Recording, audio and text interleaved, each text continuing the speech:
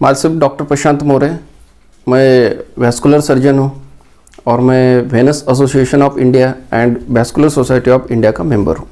पैरों में फूली हुई जो वेंस रहती है बाद में टेढ़ी मेढ़ी दिखने लगती है, रस्सियों जैसी बड़ी बड़ी वेंस दिखती है, तो इन्हीं जो फूली हुई नीली रस्सी जैसी जो वेंस है इसी को ही हम वैरिकोज वेंस कहते हैं। तो शुरुआती स्टेजेस में वैरिकोज वेंस का घर पे इलाज किया जा सकता है। कुछ प्रिकॉशंस है उसको हम अगर फॉलो करेंगे तो आप लोगों को फ़ायदा ज़रूर होगा। अगर आपको वैरिकोज वेंस है या घर में किसी को है या आपके रिश्तेदारों में है तो आपको इन बातों का ख्याल रखना है और इन चीज़ों को आप फॉलो करेंगे तो आपको जो है वैरिकोज वेंस की दिक्कत या समस्या है ज़्यादा बढ़ेगी नहीं और वो शुरुआती स्टेजेस पे कंट्रोल रहेगी। क्योंकि मैंने जैसे इसके जो कॉम्प्लिकेशंस है ऑलरेडी बताए हैं, तो कोई प्रॉब्लम बढ़ने से अच्छा है उसको पहले ही हम कंट्रोल में रखें तो ये कभी भी अच्छा रहता है। तो क्या है, तो सबसे पहले इसमें इम्पॉर्टेंट है compression stockings, medical compression stockings. तो ये किन लोगों को यूज़ करनी है? खास करके जिन लोगों का जॉब प्रोफाइल ये स्टैंडिंग या सिटिंग है, दूसरा जिनके घर में हिस्ट्री है वैरिकोज वेंस की, या जिनका वज़न ज़्यादा है। इवन प्रेगनेंसी के दौरान महिलाओं को कंप्रेशन स्टॉकिंग्स का इस्तेमाल करना चाहिए। ये कंप्रेशन स्टॉकिंग्स क्या रहती है, पैरों में हमको पहननी रहती है, ये प्रेशर मेंटेन करती है वेंस के ऊपर। तो क्या होता है, ग्रेविटी की वजह से पैर में जो ब्लड रवा जो रहता है वेंस के ऊपर बाहर से प्रेशर लगाती है।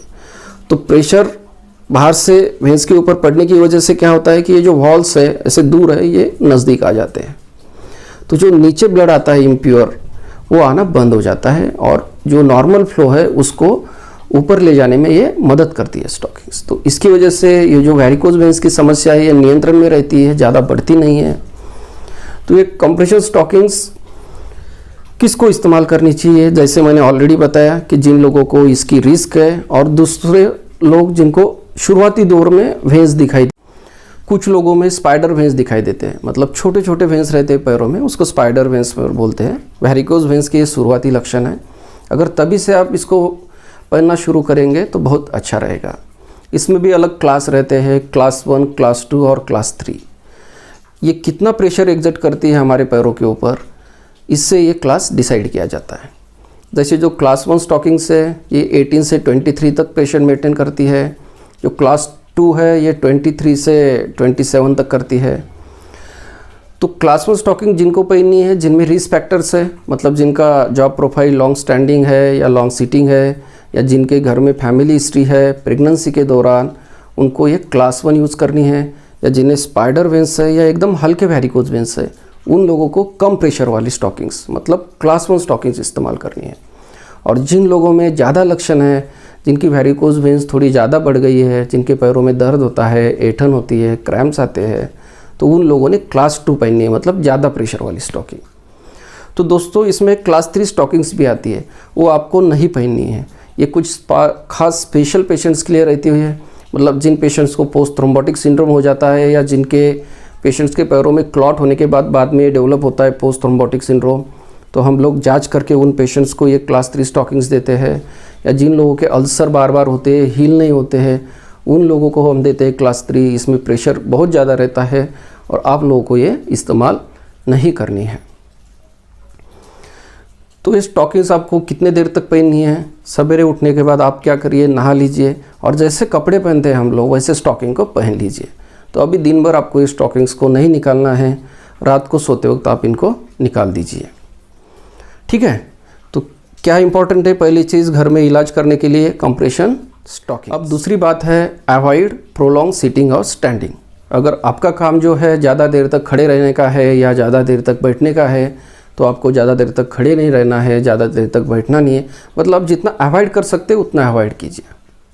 तो दूसरी बात यह है कि आपको दिन में पैरों को बीच बीच में ऊपर करना है, मतलब काम के समय बीच बीच में 2-3 घंटे में आपको 20 मिनट निकालने हैं और किसी चीज़ का सपोर्ट लेके लेट के आपको पैरों को ऊपर करना है। इससे क्या होगा, पैरों में जो इम्प्योर ब्लड होगा ये आपके हार्ट की तरफ जाएगा और इसकी वजह से आपके पैरों में सूजन या कोई दर्द है ये कम हो जाएगा। तो ये दिन में आपको 4-5 बार करना है। और रात में सोते समय आपको एक पिलो रहती है जैसे पैर ऊंचा करने के लिए, तो पिलो के ऊपर पैर रखने हैं। तो इस पिलो का आप इस्तेमाल करके रात में आपके पैरों को ऊंचाई पे रख सकते हैं। इसकी वजह से दिन भर कुछ जो इम्प्योर ब्लड होगा या जो वेंस पे प्रेशर आया हुआ है वो कम हो जाएगा, क्योंकि ये ग्रेविटी की वजह से सब जो पानी या कुछ ब्लड है जो इम्प्योर पैरों में जमा है वो आपके हार्ट की तरफ चला जाएगा। तो अच्छे कॉम्प्रेशन स्टॉकिंग्स और अच्छे पिलोज़ के बारे में मैंने कुछ लिंक्स दिए हैं, वो आप नीचे डिस्क्रिप्शन बॉक्स या कमेंट बॉक्स में देख सकते हैं। दूसरी बात, कंप्रेशन स्टॉकिंग्स के बारे में भी मैंने और डिटेल वीडियो बनाया है। इसको और डिटेल में आप इसके बारे में जानकारी लेना चाहते हैं तो ऊपर आप आई बटन को क्लिक करके उसको देख सकते हैं। तो अभी चौथी बात क्या है? Exercise, varicose veins exercises. तो वेरिकोज वेंस में एक्सरसाइज का काफ़ी अहम रोल है। वेरिकोज वेन एक्सरसाइजेस में महत्वपूर्ण है वॉकिंग, साइकिलिंग और स्विमिंग। अब काफ़ी लोग मुझे बोलते हैं कि सर अगर हम ये वेरिकोज वेंस की दिक्कत है तो आप बोलते हैं ज़्यादा देर तक खड़े नहीं रहना है, तो हम रोज़ 40 मिनट या 1 घंटा चलते हैं, तो हमको चलना है या नहीं चलना है? मतलब चलने से एग्रीवेट तो नहीं हो जाते हैं? तो ये बात आपको ध्यान रखना जरूरी है कि एक जगह खड़े रहना अवॉइड करना है, चलना अवॉइड नहीं करना है। चलना उल्टा ही बेनिफिशियल रहता है और हम इसको पेशेंट को एक्सरसाइज के तौर पर एडवाइस करते हैं को आपको डेली 40 मिनट या 1 घंटा बिल्कुल चलना है। चलने से क्या होता है, आपकी जो मसल्स है, पिंडलियों के मसल्स, ये स्ट्रांग हो जाते हैं। जैसे अपना हार्ट ब्लड पंप करता है पेरीफेरी की तरफ, तो जो मसल्स रहते हैं ये कांटेक्ट होते हैं तो क्या करते हैं, उसमें जो ब्लड जमा रहता है उसको हार्ट की तरफ प्रोपेल करते हैं। तो इसकी वजह से जो काफ मसल्स है पिंडलियों को पेरीफेरल हार्ट भी कहा जाता है। तो ये आपके काफ मसल्स है, इसको आपको स्ट्रांग बनाए एक्सरसाइज करके। तो आप साइकिलिंग करके स्ट्रांग बना सकते हैं, आप वॉकिंग करके स्ट्रांग बना सकते हैं। अगर क्या होगा, इसके आपने स्ट्रांग बना लिए मसल्स तो क्या होगा, ये अच्छे से काम करेंगे और ब्लड को हार्ट की तरफ ले जाने में मदद करेंगे। कुछ एक्सरसाइजेस रहते हैं जैसे ankle flexion, ankle rotation movements, ये भी किए तो अच्छा रहेगा। तो एक्सरसाइज का काफ़ी अहम रोल है। आपको काफ मसल्स आपके स्ट्रांग बनाने हैं ताकि आपको वेरिकोज वेंस की समस्या होने की जो दिक्कत है वो नहीं होगी। अभी डाइट, तो वेरिकोज वेंस में क्या डाइट लेना चाहिए, हमें क्या खाना चाहिए और क्या नहीं खाना चाहिए। तो वेरिकोज वेंस में आपको जो डाइट लेना है उसमें हाई फाइबर होना चाहिए। डाइट में हाई फाइबर लेने के लिए आपको क्या लेना चाहिए, फल, सब्जियां और सैलड्स। इनमें फाइबर की मात्रा ज़्यादा रहती है। और हमें ये क्यों लेना चाहिए, क्योंकि क्या होता है कि फाइबर हम ज़्यादा खाते हैं तो हमको कॉन्स्टिपेशन या कब्ज़ नहीं होते हैं, क्योंकि अगर कब्ज़ हुए तो ज़्यादा प्रेशर लगाना पड़ता है।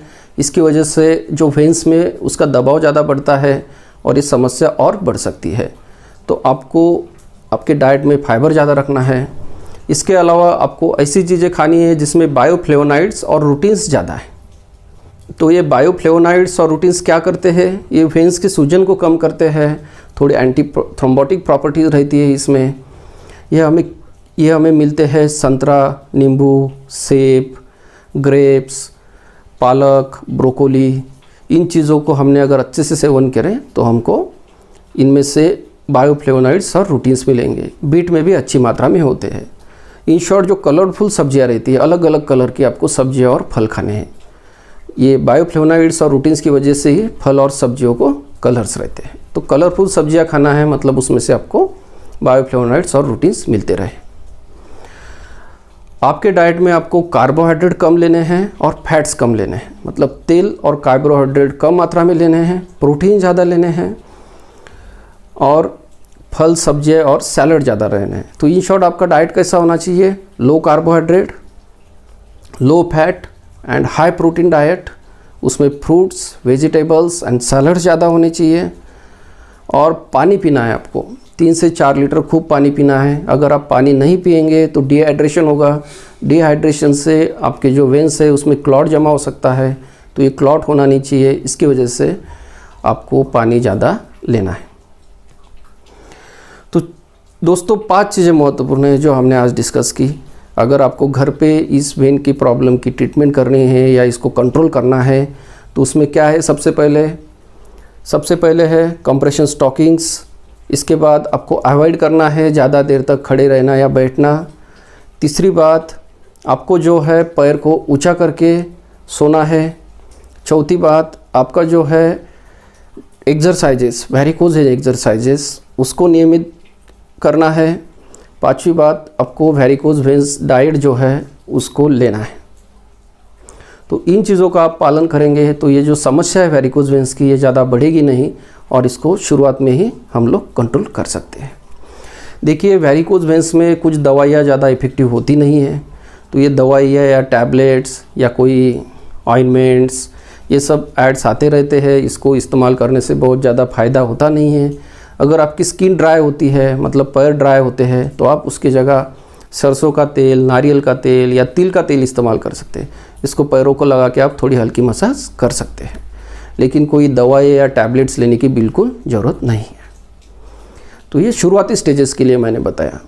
तो अभी हम बात करते हैं कि अभी एडवांस वेरिकोज वेन्स है, मतलब वेरिकोज वेन्स की दिक्कत ज़्यादा है, बहुत ज़्यादा दर्द है, तकलीफ़ ज़्यादा है, पैरों में कालापन आ रहा है, एक्जिमा हो रहा है या अल्सर बन गए हैं या उसमें से ब्लीडिंग हो रही है। तो ऐसे पेशेंट्स हमारे पास जब आते हैं तो हम क्या करते हैं? तो सबसे पहले तो इसका डायग्नोसिस एकदम करेक्ट करना है। इसके लिए पहले तो हिस्ट्री ली जाती है, फिर उसको हम अच्छे से चेक करते हैं कि कितनी दिक्कत है, कहाँ दिक्कत है, कौन से वेन्स में दिक्कत है। उसके बाद जो है वेनस कलर डॉपलर ये करने की सलाह दी जाती है। ये अल्ट्रासाउंड रहता है, इसमें हम पूरी वेन्स की मैपिंग करते हैं। पैरों में काफ़ी सारे वेन्स रहते हैं, तो डीप वेन्स देखते हैं, सुपरफिशियल वेन्स देखते हैं, डीप वेन्स में कोई क्लॉट तो नहीं है, और सुपरफिशियल वेन्स में कौन सी वेन में प्रॉब्लम है, क्योंकि ये varicose veins mostly superficial when में होता है। तो ये कौन सी वेन में प्रॉब्लम है, जैसे ग्रेट सिपनस वेन है या शॉर्ट सिपनस वेन है, ये सिपेनोफेमोरल जंक्शन का जो वॉल है वो काम कर रहा है या नहीं कर रहा है। जो शॉर्ट सिपनस वेन है उसके जो जंक्शन है डीप वेन के साथ, उसका जो वॉल है वो काम कर रहा है या नहीं कर रहा है। और जो ऊपर की और नीचे की वेन्स रहती है उसके नीचे भी परफोरेटर्स रहते हैं, तो ये परफोरेटर में कोई गड़बड़ी है क्या, तो पूरी हमको कलर डॉपलर से इसकी जानकारी पता चलती है। इसके बाद इसकी ट्रीटमेंट डिसाइड की जाती है। तो जिन लोगों में एक या दो वेन में प्रॉब्लम है उन लोगों में फोम स्क्लेरोथेरेपी कर देते हैं।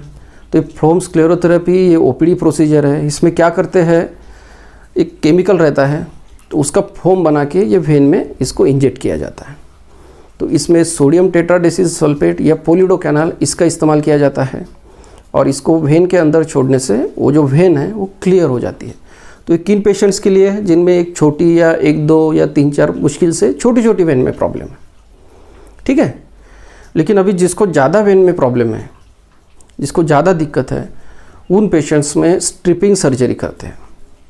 तो स्ट्रिपिंग सर्जरी क्या है, इसमें आपको एक जांघ में चीरा लगता है, पैरों में 3-4 जगह चीरे लगते हैं, फिर ये वेन को निकाला जाता है जो ख़राब वेन है, फिर टाँके दिए जाते हैं।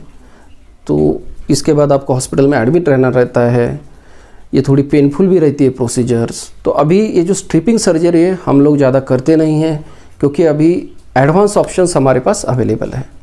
उसमें से है laser treatment of varicose veins and radio frequency ablation.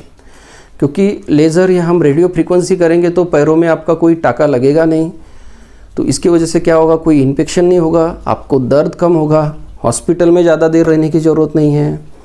Laser treatment करने के बाद आप दूसरे दिन आपको डिस्चार्ज मिल सकता है, और तीसरे चौथे दिन से आपका जो काम है या आपकी जॉब है वो आप ज्वाइन कर सकते हैं।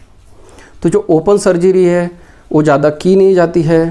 अभी लेज़र सर्जरी या रेडियो फ्रीक्वेंसी एब्लेशन उसी को ही हम ज़्यादा करते हैं। ये लेज़र सर्जरी के बारे में या लेज़र ट्रीटमेंट के बारे में, इसको एक्चुअली सर्जरी कहते ही नहीं है, क्योंकि आपको कहीं चीरा नहीं पड़ता है पैरों में, ठीक है। तो इसको प्रोसीजर कहा जाता है कि आपको कोई स्कार मार्क नहीं मिलेगा। तो इसमें जो फाइबर है एक नीडल के थ्रू आपके वेन में डाला जाता है पैरों में, और जो कलर डॉपलर है उसके अंदर पूरा देख के रियल टाइम में इसके अंदर से ट्रीटमेंट की जाती है। इसके बारे में भी मैंने एक वीडियो बनाया है, उसको अगर आप देखना चाहते हैं डिटेल में तो ऊपर आई बटन को क्लिक कर सकते हैं। जो रेडियो फ्रीक्वेंसी एब्लेशन है वही सेम लेज़र जैसी टेक्निक है, लेकिन लेज़र में क्या होता है, टेढ़ी मेढ़ी वेन्स में भी हम लेज़र अच्छे से कर सकते हैं, रेडियो फ्रीक्वेंसी एब्लेशन उसमें कर नहीं सकते हैं। और ये लेज़र ट्रीटमेंट है ये पूरी दुनिया में एक्सेप्टेड है, और लेज़र का इस्तेमाल करके हम no scar no pain surgery कर सकते हैं। पेशेंट को सेम डे हॉस्पिटल से डिस्चार्ज किया जा सकता है, और पेशेंट 2-3 दिन में अपनी ड्यूटी ज्वाइन कर सकता है। तो दोस्तों, अगर वेरिकोज वेंस की आपको दिक्कत है, अगर शुरुआती लक्षण है, तो जो प्रिकॉशन मैंने बताई है ऑलरेडी, उसको आपको फॉलो करना है। आपकी लाइफस्टाइल चेंज करनी है, क्योंकि आपको ध्यान रखना है कि ये समस्या आगे चल के बहुत बड़ी बन सकती है। और अगर आपको ज़्यादा समस्या है तो आप तुरंत डॉक्टर की सलाह ले सकते हैं।